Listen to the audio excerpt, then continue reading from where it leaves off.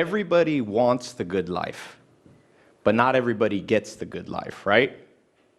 Imagine for a second, if right now, today, how much more successful would you be if you just started a company 50-50 with Bill Gates as your business partner, and he was using every trick of the trade that he used to build Microsoft into one of the biggest companies in the world?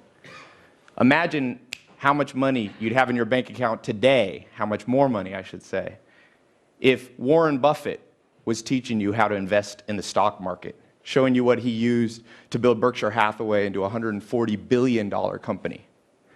Imagine how much happier you'd be today if the Dalai Lama was your personal guide, showing you how to find fulfillment in life, in the little things that most people overlook.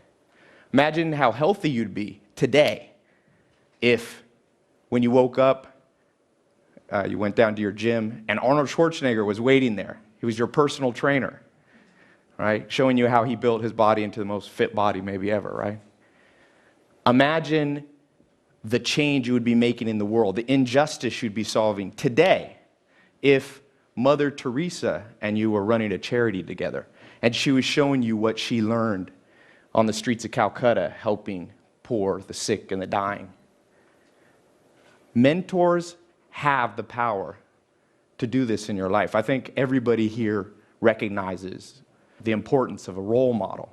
But in the next few minutes, I'm going to show you how mentors are more powerful than you can possibly imagine in their ability to transform your life.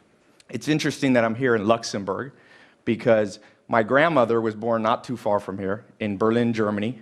She's 96 years old, by the way, and she said, "Tai, tell them hello." So hello from my 96-year-old grandma.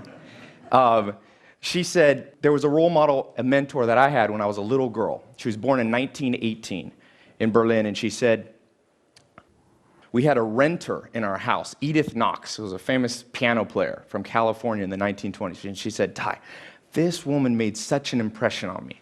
She rented a room for a summer, and she said, Edith Knox wore pants.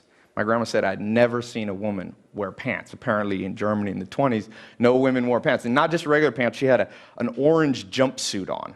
And then she'd play the piano, and Edith Knox every hour would stand on her head for exercise. And my grandma was like 7, and she said, "Tai, I thought, if that's how women are in California, one day I'm going to move to California." And sure enough, she ended up in California. That's the story, part of the story of how my family ended up in California. And I'm from California. I flew here. Took 20 hours to get here.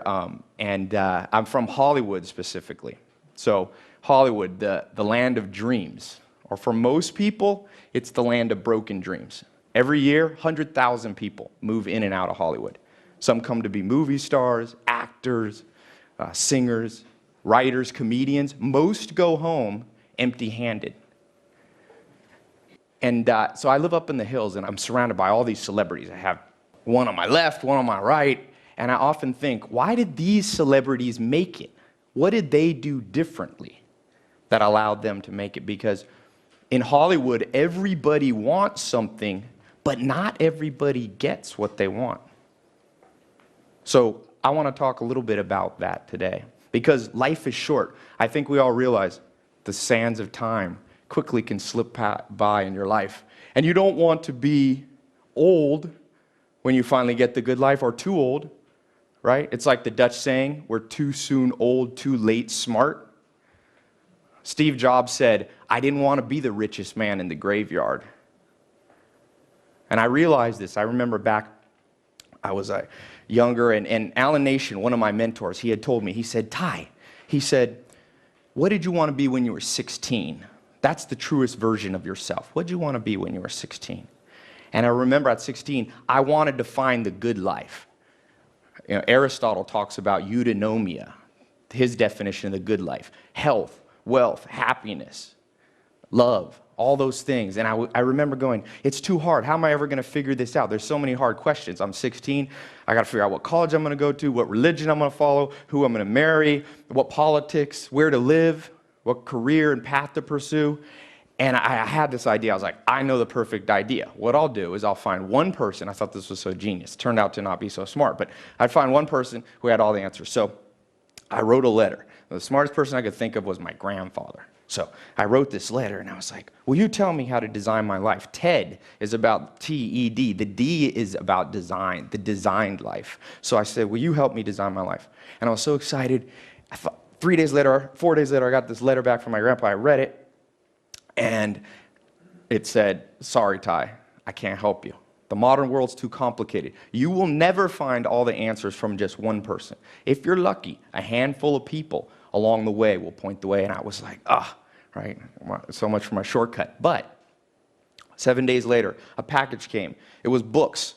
My grandfather had a 20,000 book library, and he had sent me some old dusty ones, 1,000-page volume, 11 books. The Story of Civilization by Will and Ariel Durant. And I was like, 1,000 pages? This is too much, right? But I see now he was giving me a hint. I didn't understand it, that there's this myth that you have to go inward to find truth. But the truth he was saying is you have to go outward. If you can download the consciousness, the mindset of people who have gone before you, the smartest, the wisest, the most intelligent, the most experienced people, then you will get what you want. And so I went on and I started writing down note cards, and I call them mental shortcuts, and I was reading these books, and then I started traveling. I went to 51 countries. I would read a book and I'd say, let me go visit this person in person. So I went to New Zealand, Australia, South America, Argentina, Ireland, all over the world. And I was focused on those 4 things: health, wealth, love, and happiness. I decided to focus on health and happiness. I lived for 2 years with Joel Salatin on his famous sustainable agriculture, or his organic farm. And then I spent 2.5 years with the Amish, no electricity, trying to see what was life when we lived in community. And made one mistake. I forgot about money. That's one of the things. And so eventually I ran out of money. And so I had to do the thing nobody wants to do. I had to call my mom and be like, Mom, I know I'm an adult, but I don't have any money. Do you mind if I come stay at home till I get back on my feet? She said, sure. She had a mobile home in Clayton, North Carolina. I went, and she said, sorry, Ty, I don't have a room for you, but you can sleep on this couch. And so I remember laying there at night and like, did I mess up? Did I miss out on the good life? Here I am. I have no college degree. My skills, I could milk a cow at the Amish. That wasn't a very marketable skill.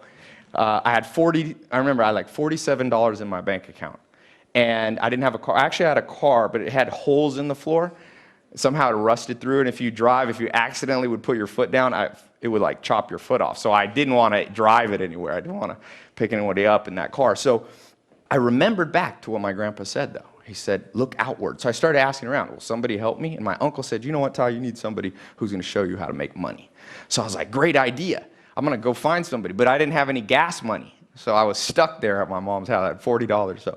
So I walked to the kitchen. That's what I could afford to do. And I found a Yellow Pages, and I opened up this Yellow Pages, and I looked in the finance section. And I found this guy, and I said, I'm going to go visit that guy. So I found a suit. I got a suit out of the closet. It wasn't mine. It was too big. It looked weird on me. God help me. I don't know what I looked like when I showed up at that guy's house. But got somebody to drive me in, and I showed up, and Kathy, his secretary, opened the door, and I walked back, and this guy, Mike Stainback from the phone book, I walked up to him, and I said, Mike, you don't know me. If you show me what you know, because I figure you must know a lot about money if you can afford a full-page ad in the Yellow Pages. If you show me what you know, I'll work for you for free. And I'll never forget, he was sitting in this chair, he had a big mustache. He looked kind of like Tom Selleck. He was sitting there, and he just rolled his chair towards me, and he said, you know what, Ty? I've been looking for someone like you for 20 years. Show up in the morning, I'm going to show you what I know. And sure enough, he did show me. And he began to mentor me on business. And now I'm an entrepreneur, I'm an investor. But I've continued on that path, traveling, finding mentors, reading. I read a book a day. I have a little book club I write. And what I found in my research is that I wasn't the abnormal path. Mentors, your ability to copy, is the biggest predictor of the success that you will have in life. As Picasso said, good artists copy, but great artists steal, right? And I looked around, and it's interesting. Did you know Albert Einstein had a mentor? Every Thursday, he would have lunch with the mentor growing up. Jay-Z, the rapper, he had a mentor. Oprah Winfrey said she had 2 mentors. Gandhi had a mentor. Alexander the Great had Aristotle. Bill Gates had Paul Allen. Warren Buffett had Benjamin Graham. There's something here that most of us have missed out on. So I want to share with you some things that I found, some specifics that you can do with mentors. The first thing, the first rule is I call them the mentor rules. It's the law of 33%. You should divide up your life and spend 33% of your time around people lower than you. You can mentor them, you can help them, and they'll help you back by making you feel good about yourself, right? It's good to know somebody's doing worse than you, right? That's that 30%. Then you have 33% of people that are on your level. These become your friends, your peers. But the last 33% is what most people forget about. Those are people 10, 20 years ahead of you. They'll make you feel a little bit uncomfortable, but that's what you want. And then remember, you don't want to make the mistake most people make with mentors, finding somebody just a little bit better than them. You don't want to be the blind leading the blind. So I call it the 10x rule. Find somebody 10 times further ahead than you. If you want to learn how to grow $1 million company, you have to find somebody who has a $10 million company. Don't be afraid to go to the top. In-person mentors are amazing, and you can get people like Warren Buffett, Bill Gates. You'd be surprised. My friend heard a talk, Frank, he's a director in Hollywood, and he's like, Tai, you're not going to believe this. I heard your talk, and I emailed some people, and Elon Musk, the founder of PayPal, the only man to own 3 companies worth $1 billion, he wrote me back, and I had lunch with him. You'd be surprised. People remember, because people remember their struggle, and they'll reach out and help you too. Remember, everybody wants the good life, but not everybody's willing to follow these rules. You must follow these rules. Next, humility. One of my favorite stories in business, Sam Walton, he becomes the richest man in America. He starts Walmart, this big empire, and he takes a trip to Brazil, to Sao Paulo. And when he's there, at Sao Paulo, his host family, his friends, get a call from the police department. They're like, come bail out Sam Walton. He's in jail. By this time, he's an older guy, billionaire. They rush down. If you've ever seen the inside of a Brazilian jail cell, it's not a good place for a 70 or 60-year-old billionaire, right? And they ask the police, are you crazy? Are you arresting him? They're like, we didn't know who he was, and we found him crawling around the floors of stores. And they asked Sam Walton, what are you doing? And he's like, oh, I was just taking a tape measure and measuring how wide the aisles were, because I was trying to figure out if these Brazilians knew something that I didn't know. Already a billionaire. You'd think he'd be cocky. You see, everybody wants the good life, but not everybody's willing to be humble like Sam Walton was. You have to be humble. Next, perseverance. The media has tricked us. They only show us the success at the end, but Bill Gates started at 12. It wasn't until 31 years old that he was a billionaire. He said from age 20 to age 30, I never took a day off, not even one. You must persevere, and in your search for mentors, you must persevere as well. I've been lucky enough to become friends with one of the top real estate investors in the world. I said, how in the world did you get started? He said, back when I was 19, I decided I wanted to do real estate. And I lived in a little town, but I knew there was one developer that was pretty good. So I went down to that developer's office. I met the secretary. I said, I'd like to meet this developer. She said, sorry, he's a busy man. He didn't have time to meet you. I said, I came back the next day. She turned me away. 17 times. He said on the 17th time, the lady felt bad for him and said, listen, here's what you do. Hide behind the plant by the elevator. When he comes out of his office at the end of the day, jump in the elevator and he won't have a choice. The doors will close. And you got 4 floors to convince this guy that you're worth, talking to. I don't know what my friend said, but he said enough that when they got to the bottom of that elevator, that developer said, meet me at the airport in the morning.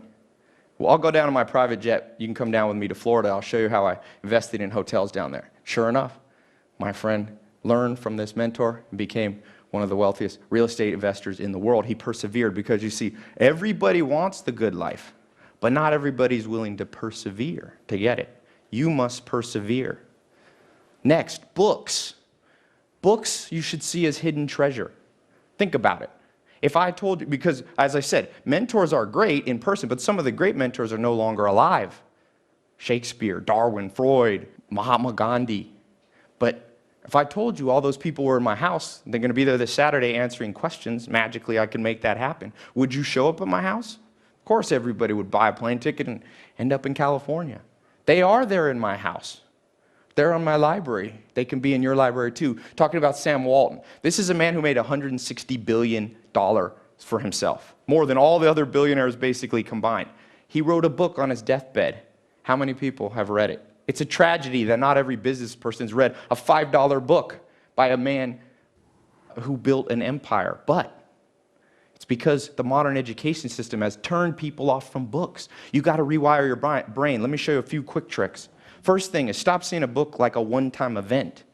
See a book like a friend. You read it over and over. You come back, and just like Friends, you pick a handful of them. I recommend you find 150 books. There's 130 million. Can't read that many, but 150 you can read over and over for the rest of your life. There's no rule either at how fast you have to read them, at what pace. I set my own pace. People say, how do you read a book a day? Sometimes I take a week. But sometimes books only have one or two things that are worth reading. In fact, most books only have that. So I flip through the pages one time. I like to go through 3 times. First time I read the table of contents, the back. The second time, go a little faster. The third time, I just focus on one chapter. See yourself like a gold miner, just looking for that one nugget. Then put it back on the shelf. The average American buys 17 books a year, maybe reads 1 a month. You should read at least 1 book a week. Because remember, everybody wants the good life, but not everybody's willing to read to get it. You must read more. And lastly, Stoic versus Epicurean. One of the first books that I read, this 11-set volume that I got from my grandfather, there was a quote that I wrote down. A nation is born Stoic and dies Epicurean. Stoics were people willing to sacrifice present pleasure for something better later. You could say they were investors. Epicureans lived for now. They were consumers. They said you only live once. There's a saying, if you're in a room and you don't know who the sucker is, you're the sucker. You never want to be the sucker. Guess what the media wants to do? I could tell you, I'm from Hollywood. They bombard you. We see on average 2,000 ads a day. They're trying to sell you something. Luxury comes at a cost. It comes at the cost of killing your hopes, your dreams, your ambitions. So toughen up a little bit. Be a Stoic. When's the last time you went a week without eating sugar? Or walked instead of taking a car to get groceries? Or did 100 push-ups? Or turned the air conditioning off? Toughen yourself up. Take a cold shower. You see, everybody wants, but not everybody's willing to toughen up to get the good life. You must toughen up. So, in closing, I'll share with you my favorite poem, Chief Tecumseh. He says, love your life, perfect your life, beautify all things in your life. Seek to make your life long and its purpose in the service of your people. Mentors will help you do that. They are the shortcut that you want. You don't want to do it the hard way. Find a mentor. No matter if you're just starting out or if you're already experienced, there's always someone to learn from. You must follow those rules. Be humble. Persevere. Read more. Toughen up. Remember, it's going to be a little bit hard. It's like Tom Hanks says in the one movie. It's supposed to be hard. The hard is what makes it great. If you do these things, you will find the good life. Thank you.